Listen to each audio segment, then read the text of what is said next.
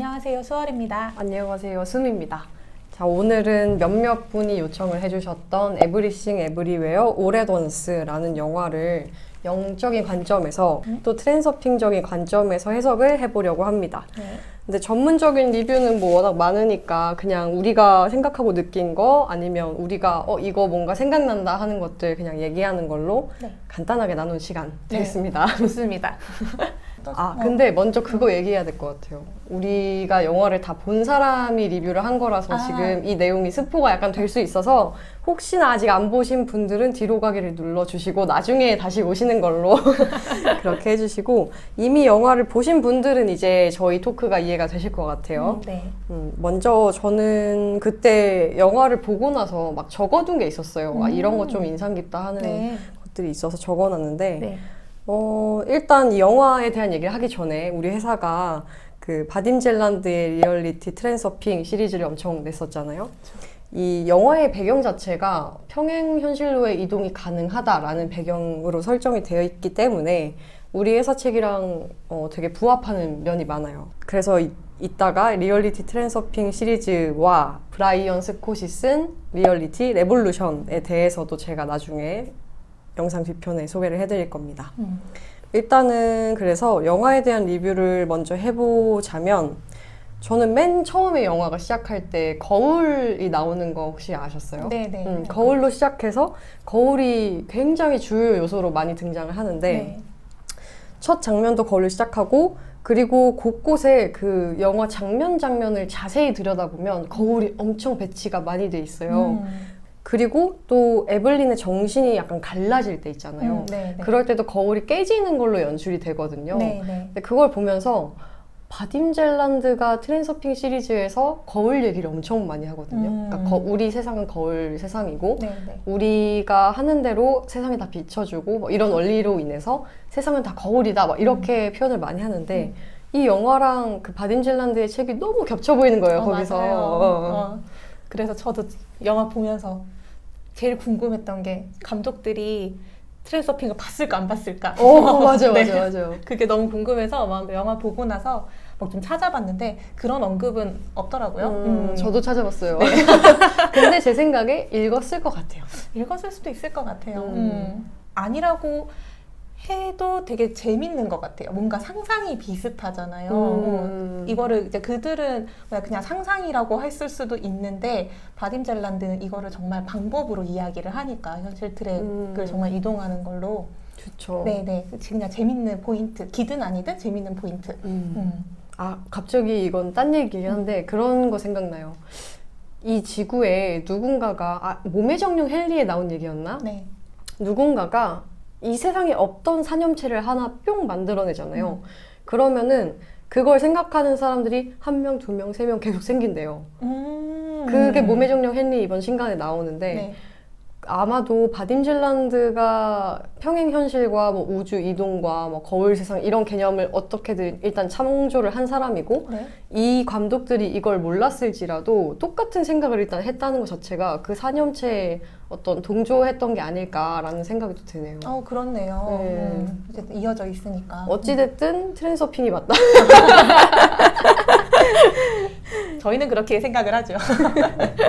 저는 또 하나 포인트가 뭐였냐면 영화에서 평행 현실로 이동하는 방법이 생각지도 못한 이상한 괴상한 행동을 해라잖아요. 네. 근데 이게 여사제 이 파트에 똑같이 나와 있어요. 네, 맞아요. 무슨 내용이냐면 그때 골렘들인가 뭐 하여튼 이상한 그런 생명체들이 여사제인가요? 누구였지? 하여튼 여자 주인공을 이제 끌고 가는데 꼼짝없이 이제 잡아먹히게 생긴 거예요. 근데 거기서 이제 그 여자 주인공이 안 되겠다 하고 이렇게 막 끌려가는 척 하다가 나중에 골렘들이 숭배하는 어떤 해골 같은 게 나와요. 근데 그 해골에 갑자기 올라타서 그 위에 오줌을 싸버려요. 생각지도 못한 행동을 함으로써 골렘들한테 잡아먹히게 생겼던 그 현실을 완전 깨버리는 내용이 나오거든요. 근데 그게 몇 년 전에, 아무튼 뭐 한 4, 5년 전에 나온 얘기일 텐데 이게 지금 이제 영화로 똑같은 내용으로 나오니까 너무 신기한 거예요. 맞아요. 저 진짜 처음 봤을 때 너무 재밌었어요. 그리고 그것도 리얼리티 트랜서핑에도 나오잖아요. 바딘젤란드가 어떻게 했었죠? 그러니까 이건 약간 예시 같은 건데 뭔가 불량배들을 만났다 그랬을 때 뭐 보통은 이제 무서워서 얼어버린다거나 도망간다던가 막 이런 것들 하는데 그때 바딘젤란드가 갑자기 뭐 그렇게 하라고 해요. 뭐 깔깍깔깍 웃으면서 약간 미친 사람처럼 행동하라고. 그러면 걔네들이 도망갈 거라고. 맞아요, 맞아요. 네, 그런 얘기가 나오는데 그 영화 보는 순간 그 얘기가 생각나면서 혼자 엄청 웃었어요. 혼자 속으로 되게 웃었어요. 그래서 이건 사담이긴 하지만 제가 영화를 극장에서 2번 봤는데 첫 번째 봤을 때는 이런 쪽에는 별로 관심이 없는 친구랑 같이 봤어요. 근데 나는 너무 재밌어. 너무 할 얘기가 많아. 막 트랜서핑에 나왔던 요소들이 막 나오니까. 근데 옆에 친구는 아무것도 모르니까 얘기를 못 하잖아요. 그게 너무 답답한 거예요. 여기서 오늘 푸는 걸로. 그래서 2번째 같이 보러 갔던 거는 제가 번개를 했거든요. 트랜서핑을 아는 사람들 그리고 읽은 사람들 그 모임에서 이거 보러 가자고 해가지고 한 4-5명이서 같이 보러 갔어요. 그리고 나서 뒤풀이에서는 엄청 얘기를 많이 했어요. 그때 한을 많이 풀었어요. 그분들이 그래서 이런 얘기를 많이 하셨겠네요. 그래서 나오자마자 어땠어? 이러니까 트랜서핑 생각이 났어. 이렇게 된 그런 즐거움이 있는 거죠. 근데 갑자기 그 생각나. 사실 바딘젤란드가 원래는 제가 들은 정보로는 원래 트랜서핑 영화를 만들려고 했었대요. 했었는데 그게 지금 몇 년째 소식이 없는 걸 보면 무산된 것 같다라는 이제 얘기가 있는데 네. 갑자기 이런 이런 영화가 나오니까 사실 바딘젤란드가 만든 게 아니라 이 사람들이 만든 것이 진정한 트랜서핑 영화가 아니었나. 개인적인 생각이지만 우리가 잘 되었다.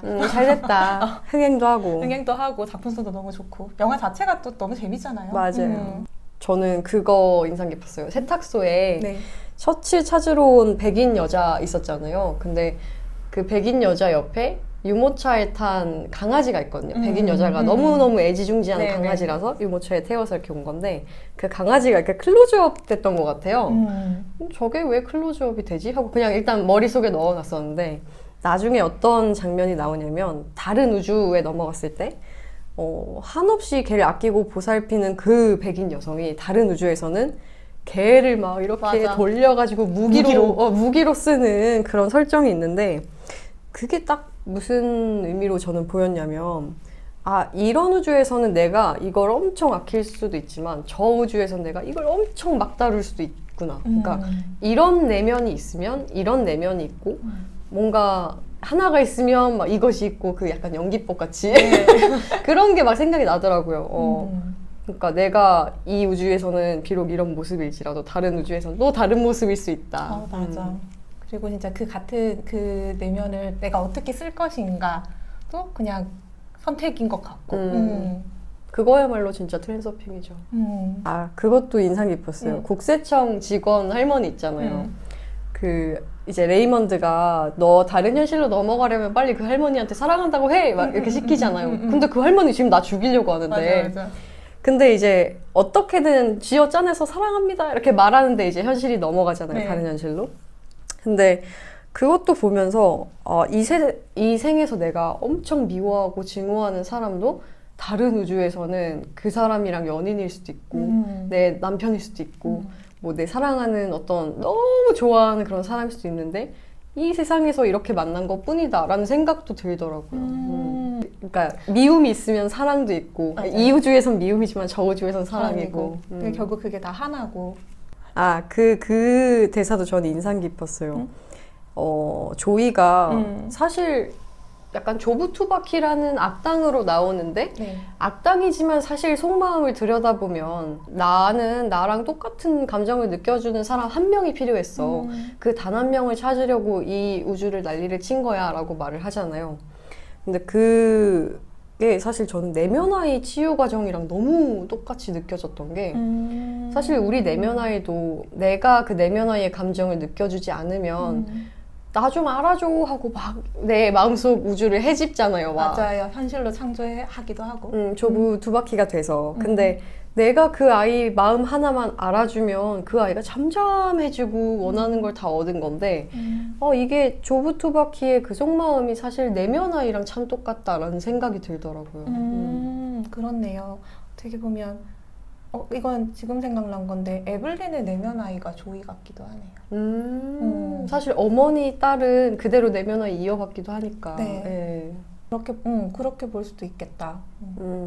결국에는 그래서 나중에 에블린이 조이를 그냥 있는 그대로 품어 안잖아요, 사랑으로. 그랬을 때 이제 서로 사랑하는 걸 확인하고 그렇게 갈등이 풀리는 이제 그런 과정도 뭔가 그렇게 같이 이렇게 볼 수도 있겠네요. 맞아요. 에블린이 자꾸 조이한테 너 살 빼, 살쪘어 이렇게 하는 것도 사실 우리 에고가 나의 내면 아이한테 하는 그런 네. 잔소리 같기도 하거든요. 맞네요. 그게 엄마랑 딸의 관계로 나와 있긴 하지만 근데 이런 관점 되게 재밌는 것 같아요. 전체를 내면 아이로 보는 거. 그러게요. 그러면은 웨이먼드는 뭘까요? 웨이먼드는 계속 자각을 일깨워주는 존재인 것 같아요. 알아차림이라는 캐릭터려나? 뭐 이렇게 거대하게 뭔가 학대에서 얘기하면 그냥 본성의 이야기, 본성의 메시지지 않나요? 뭔가 친절하라라고 얘기를 하고 늘 웨이먼드는 다정하고 그러니까 다정한 캐릭터이자 뭔가 이제 멀티버스로 넘어가는 그 과정에서는 이제 에블린한테 그 멀티버스의 존재를 이야기를 해주는 이야기를 해주고 뭐 그냥 너는 다른 우주에서는 뭐든지 할 수 있는 사람이었어. 뭐 이런 식으로. 근데 지금 멀티버스에서는 너의 멀티버스 중에서 지금 네가 제일 못났어. 막 이런 얘기들도 해주고. 근데 그럼에도 중요한 거는 친절한 거야, 다정한 거야. 이런 얘기들도 다 해주는 그런 게 웨이먼드의 역할인 것 같아요. 한편으로 그렇게 보면 또 이어지는 게 웨이먼드가 맨 초반에 이혼 신청서를 이제 내밀려고 하는데 계속 자기 말 안 들어주잖아요. 네. 에블린 바쁘다고. 바빠 나중에 해 하는데 사실 우리가 웨이먼드가 그런 어떤 사랑이나 가장 큰 자각 뭐 이런 거라고 치면 그게 자꾸 우리한테 말을 거는데 우리 안 듣는 거예요. 맞아. 나 바빠 할 일 있어 나중에. 지금은 안 돼 이러고. 근데 그 CCTV로 볼 때 웨이먼드 갑자기 슉슉슉 움직이는 거 나오잖아요. 네네. 근데 사실 우리가 못 볼 때 그 사랑은 가장 많은 일을 빠르게 할 수도 있겠다 그렇네. 하는 생각도 들고. 그렇네요. 정말 저만의 해석입니다. 저희 맞아요. 그러니까 지금 이 순간 즉흥적인 해석이에요. 이거 대본에도 없던 건데. 근데 아까 그 말씀하신 온 우주에서 가장 못난 에블린이 바로 너야 라고 말하는데 그러면서 한편으로 그 대사 안에 또 뭐가 있냐면 네가 가장 못나고 뭐든지 다 못하는 에블린이기 때문에 다른 우주에서 성공한 에블린들이 있을 수 있었어 라는 거잖아요. 그러니까 예전에 저 시크릿을 깨닫다 편집할 때 진짜 놀랬던 게 가난한 내가 있으면 부자인 내가 있는 거구나. 그러니까 내가 지금 가난하면 쟤를 위해 지금 내가 가난한 그 현실을 맛보고 있는 거구나. 내가 없어지면 얘도 있을 수가 없는 애니까, 부자인 친구는. 그렇네요. 그거에 되게 충격 먹었었는데 이 영화 보면서도 가장 못난 나가 있기 때문에 가장 잘난 나도 있을 수 있다. 나는 그 기반이 되어주는 거다. 그렇네. 그냥 전체적으로 모든 멀티버스에서 온갖 삶을 경험을 한다고 해도 그 경험을 하는 주체라고 하는 주어가 맞는 선택인지는 모르겠는데 결국 한 존재인 거잖아요. 내 영혼이라는 한 존재가 경험을 하는 거니까. 근데 그런 거 보면 참 재밌지 않나요? 지금 이 순간에도 다른 멀티버스에서는 숨님과 저의 영혼은 다른 삶을 지금 경험을 하고 있을 거잖아요. 맞아요. 네, 그 경험의 총체들이 차곡차곡 쌓이고 있을 거라는 생각을 하니까 왠지 되게 재밌네요. 맞아요. 그러니까 저도 숨님 이야기 듣고 조금 연결되는 이야기인 것 같기도 한데 저는 결국 나는 무엇이든 될 수 있고 무엇이든 선택할 수 있다라는 게 이제 멀티버스를 통해서 되게 보여주잖아요. 그런데 그게 베이글로 상징되는 어떤 허무주의로 빠지게 되잖아요. 조부 투바키도 그래서 이제 빌런이 된 것이고 우리가 허무주의에 빠지는 게 모든 게 소용이 없어. 라는 이야기잖아요. 그래서 영화 보면서 우리가 보통 무로 돌아간다는 것에 대한 이제 이 이야기가 모든 것을 파괴해도 된다는 건 아니잖아요. 근데 우리는 그 진실의 이제 한 단면을 보고 그렇게 생각하기가 쉬운 것 같아요. 그러니까 조부 투바키 같은 선택을 우리가 하지 않는다는 보장이 사실 없고, 우리도 모르는 사이에 지금 이 현실에서 계속 그런 선택들을 작게 하고 있는 것 같기도 하거든요. 그래서 그 무가 무엇인지 좀 명확하게 볼 수 있어야 된다라는 생각이 좀 영화 보면서 들었었는데, 그거에 대해서 영화가 알려주는 메시지가, 저는 그 이제 에블린이랑 조이가 이제 그 돌멩이가 되는 멀티버스에 가서 이제 자막으로 나오는 그 씬, 정말 저 너무 좋아하는데, 거기 나오는 이제 대사가 We are all small and stupid거든요. 그러니까 우리는 다 우리는 다 작고 어리석다고.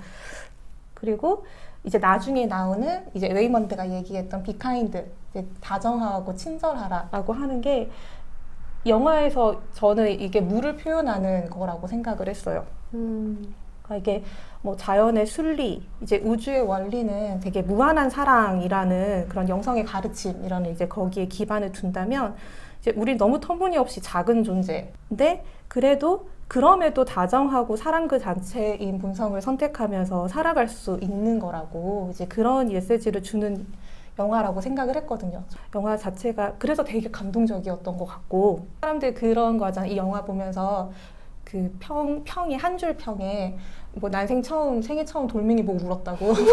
저도요. 진짜 저도 그때 울었거든요. 근데 그 장면에 이 대사가 배치가 됐던 게 전 진짜 신의 한 수. 네, 진짜 저는 영화 잘 모르지만 저 너무 완벽한 씬이었다고 생각해요. 그래서 되게 사람들이 엄청 감동하지 않았나 싶은 생각이 들더라고요.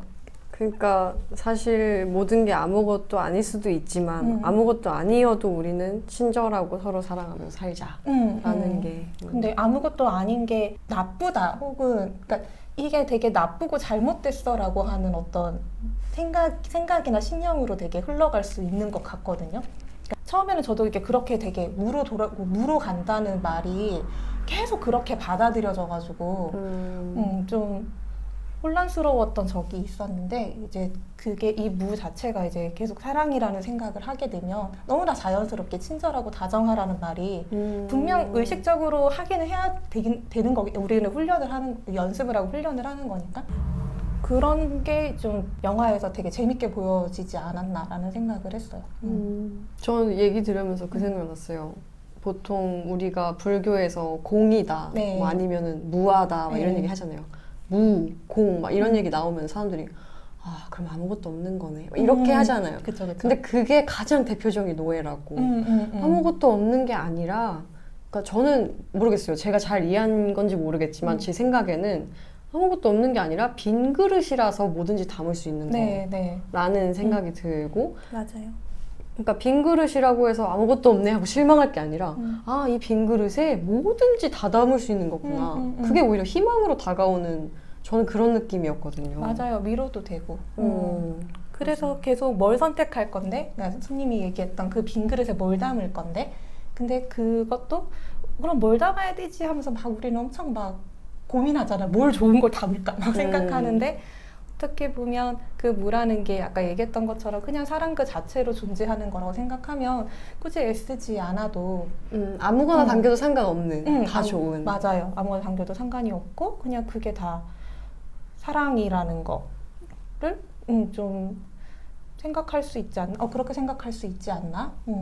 실제로 근데 1번이 담겼다고 해서 에이 1번 싫어 하고 2번이 담겨야 돼 라고 하면 그건 빈 그릇이 아니잖아요. 맞아요. 그거 자체가 이미 분별의 시작이니까. 맞아요. 그래서 그 지금 얘기로 조금 이어지는데, 그 다음에 좀 좋아하는 장면이 이제 조이가 그 베이글로 이제 이제 마지막 장면이 거의 후반부인데, 이제 조이가 베이글로 들어가려고 해요. 그래서 에블린이 이제 조이를 말리려고 이제 계단으로 올라가는데 그 요원들이 다 막아서거든요, 에블린을. 그래서 그 요원들을 하나 처리해 나가는 과정에서 에블린이 그 요원들이 가장 원하는 것들을 해주거든요. 이제 그게 사랑을 주면서 이제 그들을 하나하나 처리해 나가는 거예요. 근데 그 장면이 너무 이렇게 표현을 그렇게 하잖아요. 그들이 원하는 거는 되게 SM적인 그 채찍질을 해주는 거, 그리고 그냥 사별한 부인이 쓰던 향수 그 냄새를 맡는 거, 이런 것들이거든요. 이제 그런 것들이 이제 하나하나 되게 재미있게 이제 영화에서 풀어가면서 사랑을 주는데, 저는 그게 되게 두고두고 인상적이더라고요, 그 장면이. 근데 보통 이게 채찍질을 해주는 건 되게 그런 SM적인 취향을 우리는 보통 별로 약간 이상하게 보는 게 있잖아요. 저게 사랑이야? 저게 사랑이야? 왜 저런 걸 해줘야 돼? 막 약간 이런 식으로 생각하잖아요. 근데 그게 내가 좀 이상하다고 생각하고 저건 좀 아닌 것 같은데 라고 하는 어떤 욕망일지라도 그게 이제 그러니까 그걸 좀 기꺼이 이렇게 수용해주면서 이렇게 해주는 거. 이제 그게 저렇게 하는 게 저게 사랑이기도 하겠구나라는 생각이 드는 거예요. 우리가 그 전에 되게 저는 타인의 욕망도 그렇게 보지만 가장 가깝게는 나의 욕망도 그렇게 보는 것 같아요. 어떻게 보면 나의 욕망에 가장 가혹하게 분별을 하고 약간 잣대질을 하고 이렇게 억누르고 하잖아요.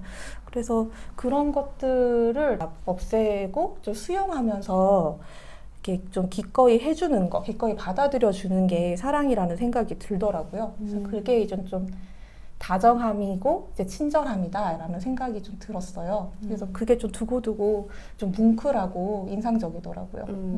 그러게요. 저도 인상적이었는데, 근데 그 장면에서 에블린이 먼저 자기 이마에 누나를 탁 붙이고 시작을 하면서 하나하나 욕구를 충족해줄 때마다 이제 누나를 하나씩 이마에 요원들한테 붙여주잖아요. 네. 그게 무슨 의미일까요? 아, 그러게요. 저 사실 되게 단순하게 여기에 붙이는 순간 그냥 제 삶의 눈이라고 밖에 생각이 안 드니까 그냥 깨어났구나. 갑자기 근데 얘기 듣는데 그 장면이 생각나면서 그러면 제3의 눈이 사실 깨달음을 상징하는 어떤 상징이잖아요. 네. 근데 깨달았으면 그럼 뭘 깨달아? 우리가 깨달을 거 사랑밖에 더 있어요. 사실 에블린이 주는 것도 사랑이고, 맞아요. 그러니까 사랑을 깨달은 표식으로 붙인 다음에 이제부터 너희들한테 사랑을 줄 거야. 착착착 하는데 이제 그거를 사랑을 받은 친구들도 이 사랑을 받으면서 사랑이 뭔지 깨달았을 거 아니에요. 네. 누군가 나를 온전히 수용해준다? 이런 느낌 처음이야. 이게 사랑이구나. 근데 그 친구들한테도 이게 붙여졌다는 의미는 저는 현실 세계에서 적용하자면 내가 먼저 사랑을 깨닫고 남한테 사랑을 베풀면서 나 자신이 사랑이 되면 전염이 돼서 그 주변에 있는 사람들도 사랑이 뭔지 깨닫고 그 사람들도 또 사랑이 된다. 그래서 또 퍼지게 된다. 이렇게 저는 생각이 되더라고요. 그래서 눈을 붙여주면서 사랑을 주는 게 아니었나. 네, 그렇네요. 내가 사랑이 되면 그 사랑은 그냥 그렇게 퍼져나가는 거, 자연스럽게. 그죠. 네. 이렇게 얘기하면 할수록 참 진짜 사랑에 대한 이야기는 맞았어요. 이 영화는. 맞아요. 저희는 이제 이런 영성적인 관점이라 이런 거에 관심이 있는 사람들이니까 또 이런 시선으로 보는 건데, 근데 이 영화가 진짜 전 세계적으로 흥행도 하고 작품성도 되게 인정받고 했던 거잖아요. 그러니까 저는 이 흐름도 되게 재밌었어요. 그러게요. 그러니까 이 영화가 이렇게 저희 같은 관점으로 관심이 없어도 뭔가 같은 메시지로 감동을 받는 거잖아요. 사람들 이렇게 리뷰 같은 거 보면 다 비슷하거든요. 그냥 나답게 사는 거, 사랑, 이렇게 이제 메시지들을 다 받는 것 같더라고요. 그래서 그냥 되게 지금 이 시기 때 되게 필요한 메시지였나 보다.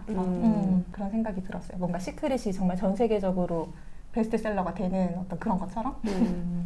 이제는 평행현실의 시대다. 그러면 우리 책에 대해서 저희 이제 정신세계사에서 나온 책이랑 해서 한번 연동해서 이야기를 해볼까요?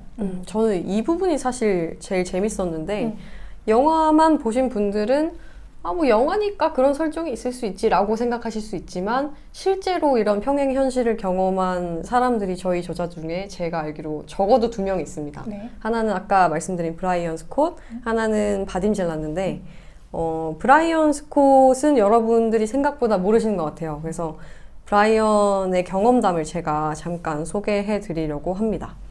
이 브라이언은 어느 날 집에 있는데 문에서 이상한 소리가 들렸대요. 그때 이제 머릿속에서 일어나, 너 일어나야 돼, 이런 목소리가 들렸는데 별 생각을 안 하고 계속 그냥 TV만 본 거예요. 그러다가 그 내면의 음성이 계속 재촉을 해서 문으로 걸어갔는데 문을 여니까 얼굴에 총이 이렇게 겨드는 거예요. 누가 자기를 쏘려고. 그래서 내면의 음성이 문을 닫아 라고 말을 했고, 그때부터 모든 장면이 다 슬로우 모션으로 보였대요. 그래서 브라이언은 이중창으로 된 그 유리 문을 다 닫고 빨리 도망을 쳤는데, 뒤에서 탕 소리가 나더래요. 그러니까 총을 쏜 거죠, 뒤에서. 유리창은 다 깨지고. 그리고 그때 이제 마치 멀리서 이 장면을 관찰하고 있는 것 같은 자기 내면의 중립적인 위치를 찾아 들어갔다고 합니다. 약간 이게 번역체라서 무슨 말인지 모르겠지만, 그러니까 고요한 내면의 어떤 자리에 갑자기 들어가게 된 그런 것 같아요. 네. 그리고 이 브라이언은 어찌된 영문인지 자기가 어떻게 해야 할지 이미 다 알고 있었다고 합니다. 그러니까 이 상황이 어떤 상황인지도 제대로 인지하기도 전인데 그냥 어떻게 행동해야 될지 다 알고 있었다는 말인 것 같아요. 그래서 어떻게 해서 경찰에 신고를 하고 브라이언은 이제 등에 피가 나서 병원에 실려갔는데, 이중창을 뚫고 날아온 총알을 등에 맞기는 했는데 되게 기적적으로 총알이 등에서 튕겨져 나갔대요. 그래서 크게 다치진 않았고, 브라이언은 책에 이렇게 적어놨더라고요. 나는 그때 마치 어떤 기억이 재현되고 있는 것처럼, 그러니까 내가 이 모든 상황을 이미 경험한 적이 있는 것처럼 느꼈다. 그리고 각각의 순간마다 나는 서로 다른 결과를 가지고 있는 나의 서로 다른 버전들을 볼 수 있었다. 나는 일어나지 않은 잠재적인 가상의 시나리오에 대해 이야기하고 있는 게 아니다. 나는 일어나지 않았던 경험을 실제로 기억하고 있었고, 그 일들이 눈앞에서 재생되는 것을 보고 있는 듯이 느꼈다. 나는 피가 낭자한 채로 누워있는 나를 볼 수 있었다. 또 나는 식탁으로 기어가는 나를 보았다. 그리고 나는 또 다른 총알을 맞은 나를 보았다. 그것은 경험이었다. 그때 나는 내게 실제로 일어날 수 있는 모든 현실을 동시다발로 알아차리고 있었다. 나의 그 모든 버전이 진짜처럼 가까이 가면 만져질 듯 생생히 보였다. 이런 말을 한 거 보니까 그 순간에 이제 여러 버전의 여러 우주에 있는 여러 결과를 다 동시에 보신 것 같아요. 그리고 이제 치료를 받고 병원에서 돌아온 브라이언은 현실이 뭔가 달라진 걸 느꼈습니다. 다시 책을 인용을 하자면, 많은 것들이 변했다. 내 아이들이 달라졌다. 방 한 귀퉁이에는 내가 구매한 기억이 없는 램프가 놓여 있었다. 수년간 연락이 없었던 사람들이 내게 전화를 걸어와 마치 며칠 전에 만났던 사람처럼 대했다. 전에는 분명히 공터였던 곳에 느닷없이 오래된 건물이 들어서 있었다. 이런 일들은 내가 현실에서 겪었던 무시할 수 없는 변화들 가운데 극히 일부에 불과하다. 실제로 병원에서 이제 집으로 돌아올 때부터 뭔가 현실이 엄청나게 바뀐 걸 이분이 느끼기 시작한 거죠. 그래서 책에는 찾아보니까 브라이언이 명상을 하면서 자기 몸이 되게 작게 줄어들어서 이 뇌에 있는 송가체, 제3의 눈 있는 쪽으로 안으로 들어간 느낌을 받은 얘기가 나와요. 이때 브라이언이 나의 모든 버전이 존재하는 방 안에 들어가 있는 기분이었다. 나는 모든 현실이 상호작용할 수 있는 차원이 교차하는 관문가도 같은 곳에 있었다. 뚱뚱한 나, 나이 든 나, 결혼한 나, 자녀가 없는 나. 브라이언 스콧이 될 수 있는 모든 모습이 그 공간을 공유하며 서로 교류하고 있었다. 내가 절대로 접근할 수 없었던 너무나 다른 타임라인도 있었고, 내가 상상할 수 없었던 미래의 길을 볼 수 있는 타임라인도 있었다. 라고 해석을 합니다. 송가체가 확실히 뭔가 영적인 기관이라고 말하는 이유가 있는 것 같아요. 그러니까 브라이언도 송가체 안으로 들어가서 이런 걸 봤다고 하니까. 네. 이 경험은 이 사람이 정말 명확하게 경험한 거잖아요, 진짜. 근데 이런 경험이 이제 정말 많은 사람들이 할 수 있는 경험은 아니지만, 근데 트랜서핑 책, 이제 바딤 젤란드가 쓴 트랜서핑 책을 보면 그냥 이런 인생 트랙에서 하나의 인생 트랙에서 다른 인생 트랙으로 넘어가는 거는 그냥 어떤 되게 큰 어떤 이슈가 아니라 우리가 어떤 선택의 갈림길에 있을 때마다 끊임없이 일어나는 거라고 얘기를 하잖아요. 그러니까 우리가 의식하지 못해도 이런 일을 우리가 계속 겪고 있는 거라는. 그러면 그냥 이 멀티버스가 영화적으로 봤을 때는 되게 너무 다른 어떤 인생과 선택지들로 이렇게 그려지니까, 그래서 그게 되게 특별한 일이라고 생각할 수는 있지만 되게 그냥 우리의 일상에서 일어나고 있는 일이다라는 생각이 들기도 해요. 이게 재밌는 게, 나중에 제가 그 뒷부분도 좀 봤는데, 이때 내면의 음성이 뭐 일어나, 막 문을 닫아 이렇게 얘기했다 했잖아요. 근데 중간에 책에 그런 게 나와요. 그 심상화나 어떤 잠재의식 조절하는 기법 중에 자기가 과거로 돌아가서 바꾸고 싶은 장면들을 실제로 뭐 옆에서 조언을 해준다던가 네. 아니면 다른 장면으로 대체를 한다던가 네. 이런 기법들이 있잖아요. 네, 그쵸. 근데 브라이언이 이제 이때 내가 강도 사건을 당했을 때 들은 목소리는 뭐였을까 하고 생각하면서 그때로 이제 다시 돌아가는 명상을 하면서 그때 TV를 보고 이렇게 빈둥빈둥 누워있는 자기 자신한테 야 빨리 일어나 가야 돼 이렇게 말도 해보고 문을 딱 여는 순간 총이 내 눈앞에 있는 순간에 야 빨리 문 닫아 이렇게 얘기도 해보고 명상 중에 이제 그렇게 자기 자신한테 과거의 자신한테 얘기를 하는 게 나오는데 자기도 뭔가 헷갈리더래요. 아 그때 내가 들은 목소리가 지금 내가 명상 속으로 들어가서 과거의 나에게 한 얘기를 그대로 들었던 건가? 이게 혼란이 되더래요. 아 그랬던 건가? 하면서 그러니까 아무도 모르는 이야기지만 자기는 적어도 뭐 그렇게 느낀 것 같다고 그런 얘기 써 있더라고요. 그냥 시간이 없는 시간이 과거 현재 미래에 없다 뭐 이런 이야기랑도 연관이 되겠네요. 그렇죠. 사실 머릿속에만 있는 거니까. 네. 동시다발적으로 벌어진 일이잖아요. 그렇게 생각하면. 그 다음에 이제 두 번째가 바딤 젤란드의 경험담인데 네. 바딤 젤란드는 대부분의 책은 그냥 독자들이 기법을 어떻게 따라할 수 있는가 뭐 이런 거를 설명해 놨는데 특히나 이제 트랜서핑 해킹 더 매트릭스라는 책에 자기 경험담을 이번에는 몇 개 써놨더라고요. 네. 거기에서 그게 기억이 잘 안 나는데 뭐죠? 스키를 타는 그런 트랜서핑도 있었고 뭐 자기가 핸드폰인가 뭘 휴대폰. 주머니에 넣는데 그걸 뭐 이상한 데 갑자기 가 있었고 이런 얘기도 있고 아니면 약간 바딤 젤란드가 사생활도 거기다 써놨는데 여자랑 막 키스를 했는데 갑자기 그 여자가 뭐야 약간 이런 표정으로 보고 막 이런 것도 있었다고 여러 가지 얘기가 나오는데 맞아요. 관심 있으신 분들은 바딤 젤란드의 이런 직접 경험한 현실 이동 사례도 보시면 좋을 것 같습니다. 네, 맞아요. 여기 이 부분, 이렇게 사례 나오는 이 부분에 나오는 내용인데, 아까도 잠깐 말씀드렸던 것처럼, 그냥 우리가 이제 살아가는 이 현실에서 그냥 그러니까 여기서 트랙 이탈을 할 것이냐, 트랙 서핑을 할 것이냐도 이제 우리의 선택이다라고 이제 얘기를 하는 부분이 나와요. 저 오랜만에 이 영상 준비하면서 진짜 오랜만에 봤거든요. 책을 너무 새롭더라고요. 너무 재밌고. 어디에 나온 얘기죠 이게? 이게 그 아까 손님이 이야기하셨던 그 트랜스백 해킹 더 매트릭스에 나와요. 그 바딤 젤란드가 이제 자기가 겪었던 트랙 이동의 사례들을 이제 나열을 하면서 이제 전하는 메시지이기도 한데, 그래서 아까도 잠깐 말씀드렸던 것처럼 이 트랙 이탈이라고 하는 게 한 현실에서 다른 현실로, 그러니까 이제 지금 인생 트랙에서 다른 인생 트랙으로 넘어가는 그 현상을 이제 이탈 현상이라고 이제 표현을 하고, 이제 우리는 그거를 계속 겪고 있다고 얘기를 해요. 그래서 갈림길에서 선택을 내릴 때마다 우리는 이탈을 경험한대요. 그리고 바딤 젤란드가 어떻게 이야기를 하냐면, 우리가 인생이 뒤바뀔 수도 있는 중요한 갈림길에서 비몽사몽간의 결정을 내리고 아주 사소하고 일상적인 불행에는 굴처럼 바보같이 반응하는 동안 우리의 인생은 통제 불가능한 연속적 전환을 통해 실패하는 인생 트랙을 따라 흐르게 된다.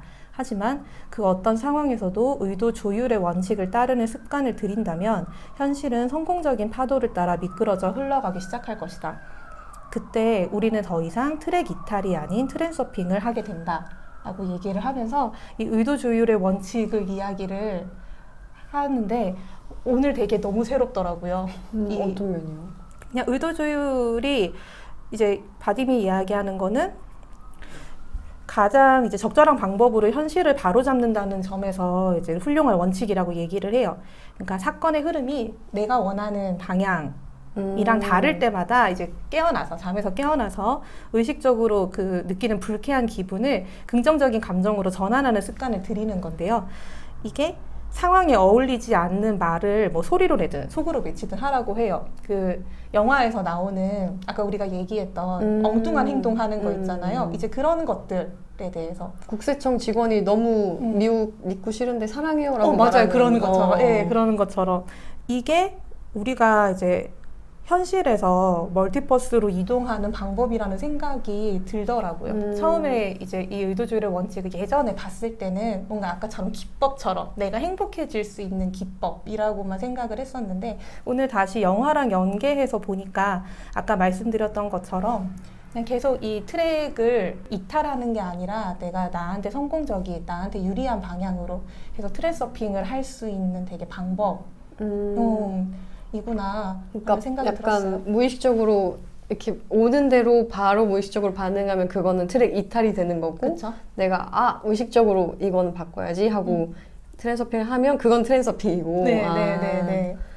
근데 이게 그거 생각나요. 최근에 신간 나온 구루지예프 네. 인간이란 기계에 관하여 네. 거기서도 약간 사람들이 다 잠들어 있다고 하잖아요. 그러니까 잠들어 있다는 게 다른 게 아니라 그냥 어떤 A라는 게 나에게 자극이 오면 A라는 무의식적인 반응을 내보이고 약간 굴처럼 반응한다고 지금 네. 아까 그랬는데 네. 그냥 약간 누구나 할 수 있는 것 같은 그런 반응을 보이는 게 그렇죠? 우리는 의식이라고 생각하지만 사실 되게 잠들어 있고 무의식적이고 뭐 그런 것 같아요. 네. 영화랑 연계해서 보면 첫 번째 파트에 나오는 에블린이 정말 잠들어 있는 상태겠죠. 맞아요. 상황에 따라서 반응하고 그냥 자기 안에 갇혀서 그냥 그 상태로 어떤 가능성도 없이 그냥 흘러가는 거. 그 중간에 맨 처음에 그 국세청 문제 때문에 엄청 힘들어해서 그걸로 막 골머리를 앓는데 네. 나중에 어떻게 해결을 했었잖아요? 어떻게 됐었죠? 그때 해결을 한 게 전부 다 웨이먼드가 해결을 했죠. 아, 그랬나요? 네.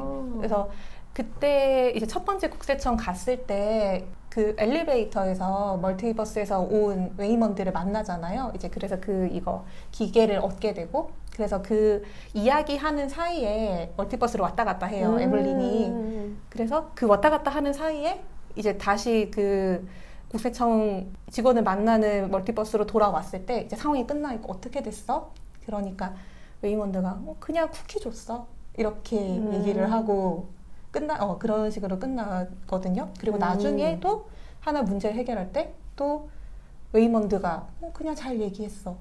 이런 식으로 얘기를 하면서 다 끝나는데 그게 전부 다 다정함이랑 이어지죠. 뭔가 쿠키를 주는 어떤 친절함. 그 다음에 이야기를 할 때도 어떤 우리들의 상황을 이야기를 하면서 조금 더 시간을 주시면 안 될까요? 뭐 이런 식으로 되게 친절하게 이야기를 하는 거. 근데 생각해보니까 국세청 그 할머니도 나중에는 같이 담배 피셨나, 밖에서? 네. 그러면서 나도 당신처럼 힘들 때가 있었어요 하면서 맞아요. 갑자기 봐주잖아요. 네네네, 맞아요. 그것도 어떻게 보면 친절함이고. 네. 근데 또 재밌는 포인트 하나 더 있었어요. 저는 약간 웃기다고 생각했던 게 유독 그 할머니가 검은색 색연필로 그 영수증에다가 이렇게 동그라미를 다 칠하는 거예요. 베이글. 근데 그게 베이글 표시인데 네. 어떻게 보면 네가 그렇게 신경 쓰는 영수증 국세청 문제? 그거 아무것도 아닐 수 있어. 라는 뜻으로 저는 또 해석이 되더라고요. 그냥 그렇게 볼 수도 있겠네요. 네. 저는 그냥 되게 장치적인 거라고만 생각했는데 맞아요. 중요한 건 이게 아니야. 중요한 건 다른 데 있어. 그죠. 이런 메시지일 수도 그 있겠네요. 표시로 이렇게 동그라미. 그렇네. 이렇게 하나하나 이야기를 하다 보니까 저 이제 이거 영상 준비하고 대본 쓸 때는 미처 생각하지 못했던 것들이 진짜 하나하나 튀어나오네요. 그러게요. 아무튼 오늘 준비한 건 여기까지인데. 근데 얘기를 하다 보니까 그 트랜서핑을 미리 이제 보셨던 분들도 이제 내용을 다 아시겠지만 뭔가 영화를 보고 트랜서핑 책을 한 번 더 보시면 되게 재밌을 것 같다는 생각이 들어요. 이제 저도 의도조율의 원칙, 아까 말씀드렸던 것처럼 의도조율의 원칙이 예전에 봤던 거랑 이제 영화 보고 나서 이후에 봤던 거랑 좀 다르게 다가왔다고 말씀드렸잖아요. 그냥 모든 게 영화는 영화고 이거는 되게 좀 특별한 좀 기법이고 현실 창조를 위한 어떤 기법이고 뭔가 이게 특별함으로 다가왔다면 근데 지금은 되게 두 가지가 그냥 우리가 지금 내가 살고 있는 그냥 이 현실에서 그냥 지금 끊임없이 일어나고 있는 것이고 그냥 그 일상에서 내가 선택할 수 있는 거다라는 생각이 드니까 되게 가깝게 다가오는 게 사실 저는 있어요. 그래서 다시 한번 생각나는 부분이 있으면 이렇게 책 뒤적뒤적 해서 보시면 좀 더 특별한 경험이 될 것 같아요. 혹시 이 오늘 영상 보시는 구독자분들 중에 나는 이 장면이 이렇게 해석이 됐다라는 거 나눠주실 게 있다면 댓글로도 한번 그런 얘기 나눠보면 좋겠습니다. 네, 좋습니다. 어떤 되게 약간 경험했던 트랙 기타에 대한 이야기들도 되게 재밌겠네요. 혹시 트랙 기타 경험하신 분 있을까요? 그것도 한번 있으시면 댓글 남겨주시면 너무 감사하겠습니다. 네, 기대하고 있겠습니다. 자, 그러면 저희 이제 다음 영상에서 또 재밌는 모습으로 만나겠습니다. 네, 안녕히 계세요. 안녕.